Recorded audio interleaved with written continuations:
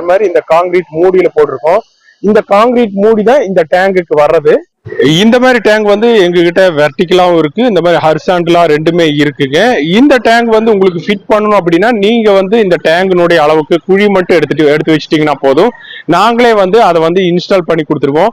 உங்களுக்கு எந்த ஒரு சிரமமே இருக்காது. உங்களுக்கு வாட்டர் லெவல் எல்லாம் வந்து கரெக்டா நாங்க பார்த்து அங்க கரெக்டா இன்ஸ்டால் பண்ணிடுவோம். நீங்க இன்ஸ்டால் பண்ணதுக்கு அப்புறமா நீங்க வந்து இதுல ஒயிட் சிமெண்ட் வந்து ஒரு கோட் அடிச்சுக்கலாம். அடிச்சிட்டீங்கன்னா மறுபடியுமே உங்களுக்கு சேஃபா இருக்கும். அது இல்லாம உங்க மூடி வந்து போட்டதுக்கு அப்புறமா உங்களுக்கு இதுக்குள்ள வந்து இறங்கி கழுகுறது வந்து அதிகமான சிரமம் எல்லாம் இருக்காது.